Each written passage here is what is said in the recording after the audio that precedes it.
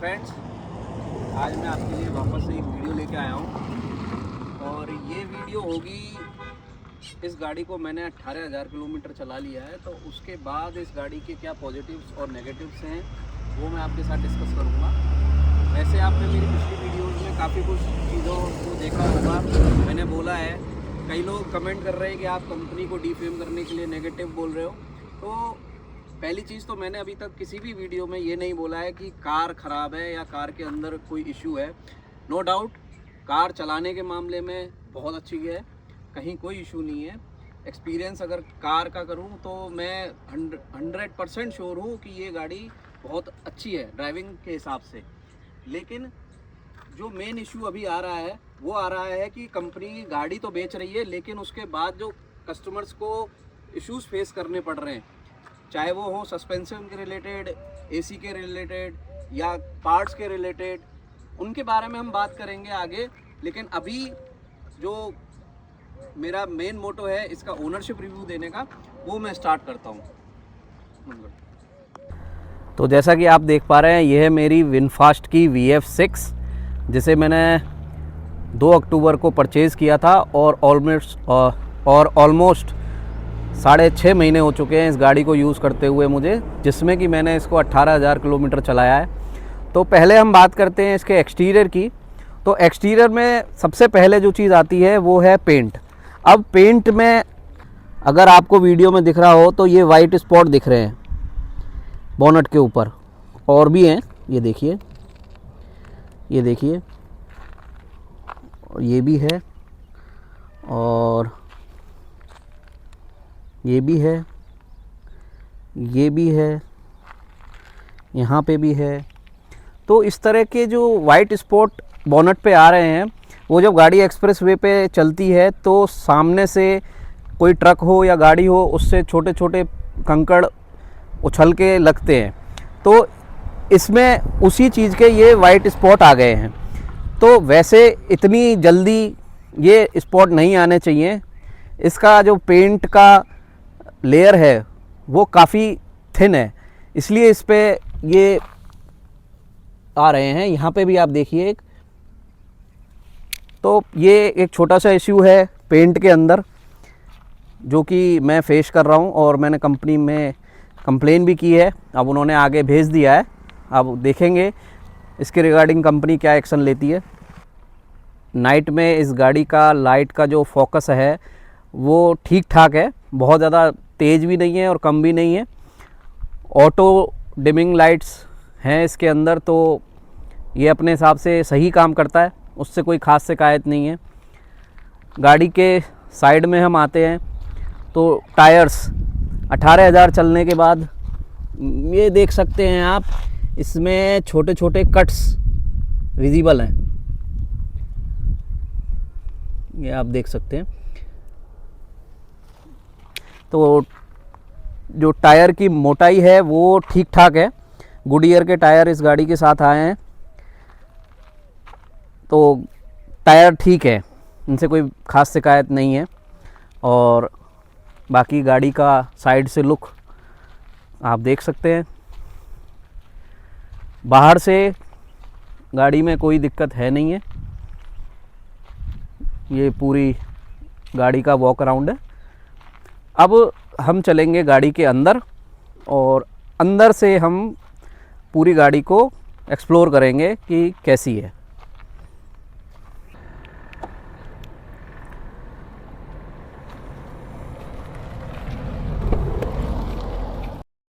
तो ये अंदर से गाड़ी है हमारी। तो सीट, आगे की जो सीटें हैं दोनों बहुत ही अच्छी हैं, कंफर्टेबल हैं। 8 वे एडजस्टमेंट काफ़ी अच्छे से काम कर रहा है इसका, और वेंटिलेटेड जो सीट है वो ठीक ठाक है। गर्मियों में बहुत ज़्यादा अभी यूज़ किया नहीं है, लेकिन अभी तक के हिसाब से देखें तो इसका जो वेंटिलेशन है काफ़ी अच्छे से काम करता है। गाड़ी का AC प्रॉपर है, कहीं कोई इशू नहीं है। और एक बात और, गाड़ी में मैंने ये जो कंपनी ने कर्टेन दिया था वो लगा लिया है, क्योंकि जयपुर में अभी भी हम देखें तो गाड़ी का 40 डिग्री टेम्परेचर आप देख सकते हैं। तो काफ़ी ज़्यादा है, इस वजह से इसको लगाना पड़ा हमें, क्योंकि अंदर गर्मी फील हो रही थी।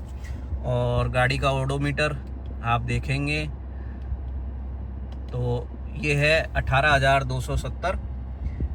इतनी गाड़ी हमने चला ली है।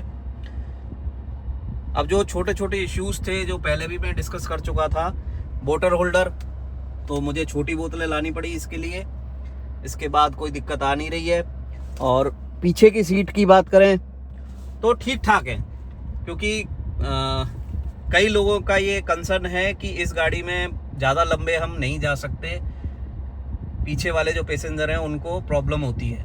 इसकी सीट सो है, ना बहुत अच्छी है ना बहुत ख़राब है, लेकिन आगे की सीट नो डाउट बहुत ही ज़्यादा कंफर्टेबल है और अच्छी है। और अभी जो नया मॉडल 2026 में आया है उसमें यहाँ पर इस नेट को हटा के वायरलेस चार्जर दिया गया है, और पीछे इन्होंने एक बूट लाइट दी है। और लाइट इंटरनल जो इसके अंदर लाइट लगी हुई है अंदर की तरफ गाड़ी के, वो किसी काम की नहीं है, उनको जलाना ना जलाना सेम है, उससे कुछ भी विजिबल नहीं होता है, तो किसी काम की नहीं है। इनको हटा भी दे तो कोई ज़्यादा फर्क पड़ेगा नहीं। वैसे कंपनी को ये रिप्लेस करनी चाहिए। गाड़ी ओवरऑल सही है, लास्ट में मैं यही कहूँगा, ड्राइविंग एक्सपीरियंस मेरा अच्छा है।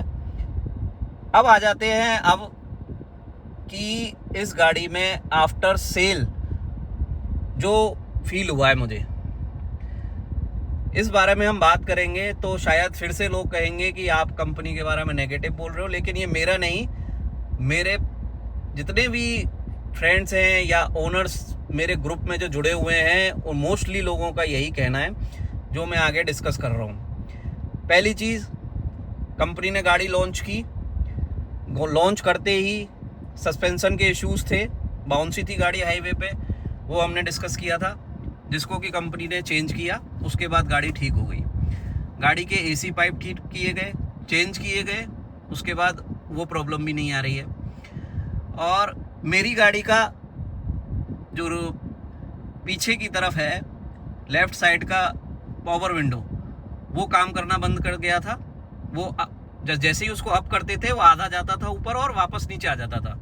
तो कंपनी ने उसको फ्री ऑफ कॉस्ट मोटर को चेंज किया, लेकिन इतनी जल्दी चेंज हो जाना ये समझ में मेरे आया नहीं।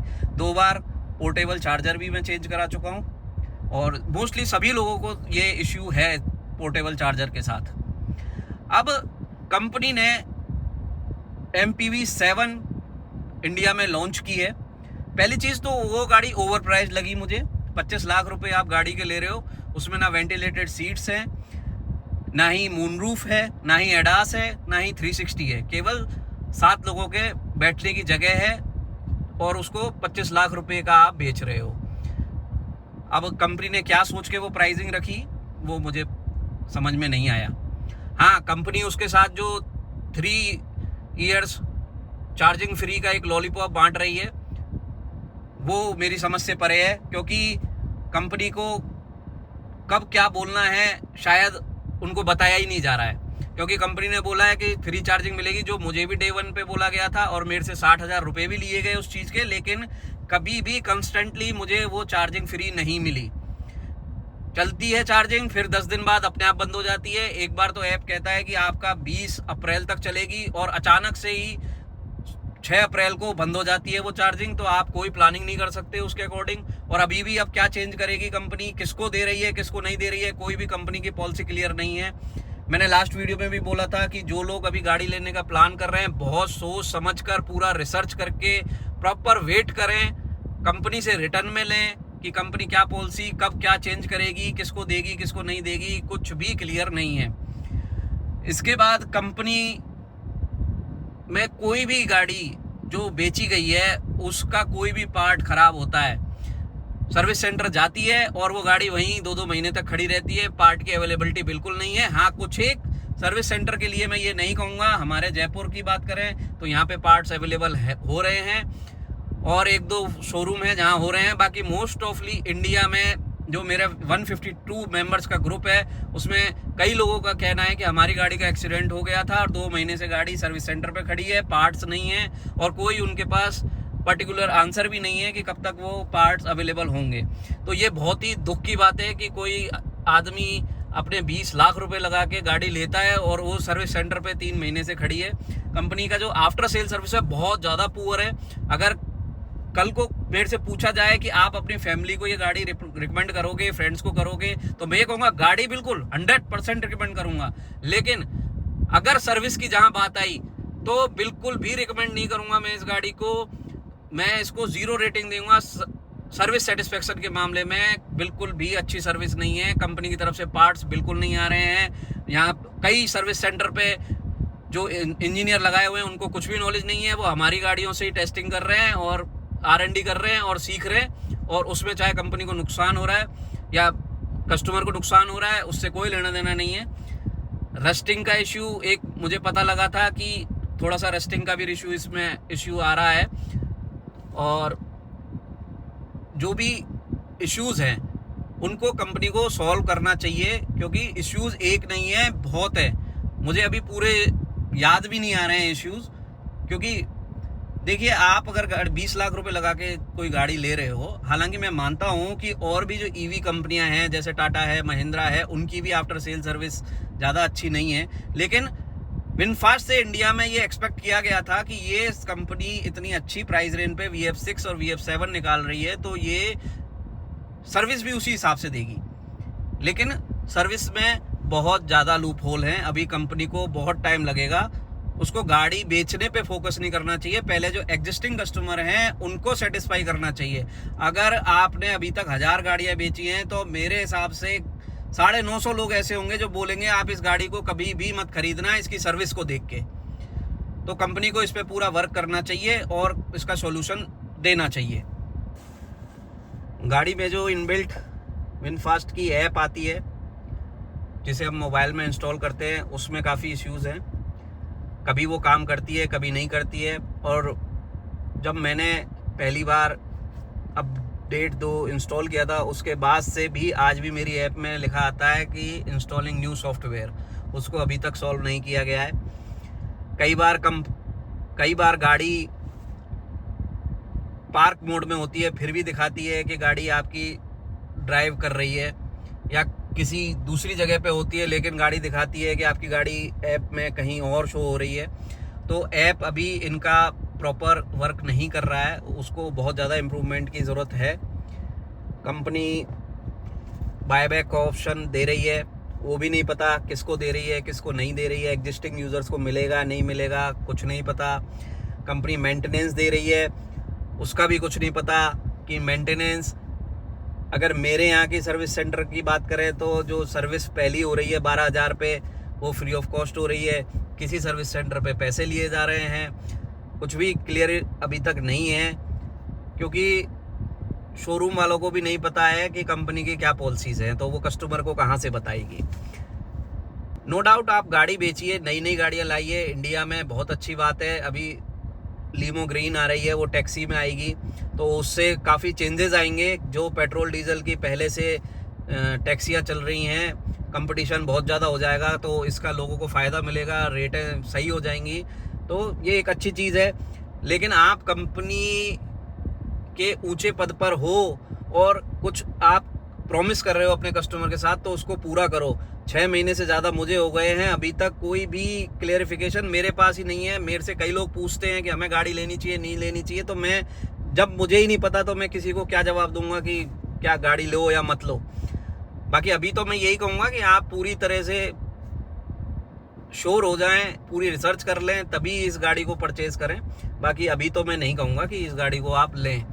और अभी जो MPV7 लॉन्च हुई उसमें पूरा ऑटो इन्फ्लुएंसर का मेला लगा दिया, सैकड़ों इन्फ्लुएंसर उसमें गाड़ी की वाह वाह तारीफ करे जा रहे हैं, लेकिन उनको ग्राउंड रियलिटी बिल्कुल नहीं पता है कि कंपनी गाड़ी बेचने के बाद जो कस्टमर है उनके साथ किस तरह से ट्रीट कर रही है, उनको कितनी परेशानी हो रही है। बस उनका एक ही मोटो है कि हमें बुलाया गया है, हमें यहाँ पे इनवाइट किया गया है। अब वो उनके क्या प्रोसेस होते हैं वो मुझे नहीं पता, वो रहना खाना क्या देते हैं, लेकिन बिना कुछ जाने बिना कुछ पूछे बस तारीफ पे तारीफ किए जा रहे हैं, जो कि बहुत ही गलत है।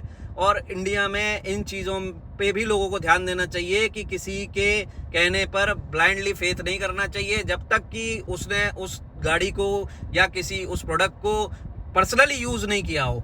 जो इंसान पर्सनली यूज़ कर रहा है वो ही उसकी ग्राउंड रियलिटी बता सकता है कि ये चीज़ कितनी फ़ायदेमंद है और कितनी नुकसानदायक है। तो इस चीज़ से भी बचे। कंपनी ने पहले बोला था कि हम इसका प्रमोशन नहीं करेंगे, हमें ज़रूरत ही नहीं, लेकिन आज देखें तो MPV7 पे उसने एक भी इन्फ्लुएंसर नहीं छोड़ा जो वहाँ पे नहीं आया हो, और झूठी तारीफ पे तारीफ हो रही है। ये पता ही नहीं है कि गाड़ी बाद में जाके कितनी दिक्कतें देगी, जो कि कभी भी सॉल्व नहीं होंगी जब तक कि कंपनी के जो हायर अथॉरिटी है वियतनाम में है, जहाँ भी है, उन तक ये बात नहीं पहुँचेगी कि वास्तव में कस्टमर क्या फील कर रहा है, क्या उसको फीडबैक मिल रहा है, तब तक ये गाड़ी इंडिया में सरवाइव नहीं करेगी। केवल फ्री चार्जिंग का लॉलीपॉप देके आप अपनी गाड़ियाँ कब तक बेच लोगे? तो मैं तो यही कहूँगा कि पहले पूरी रिसर्च कर लो और उसके बाद गाड़ी खरीदो। बाकी किसी को कुछ भी पूछना हो तो वो मेरे से पूछ सकता है इस गाड़ी के बारे में। मैं ना तो मुझे कंपनी से कोई प्रमोशन मिल रहा है, ना मुझे कंपनी कुछ दे रही है जो मैं उसके बारे में झूठ बोलूं। जो मुझे सच लगेगा मैं वही बोलूँगा और इससे मुझे कोई नहीं रोक सकता है।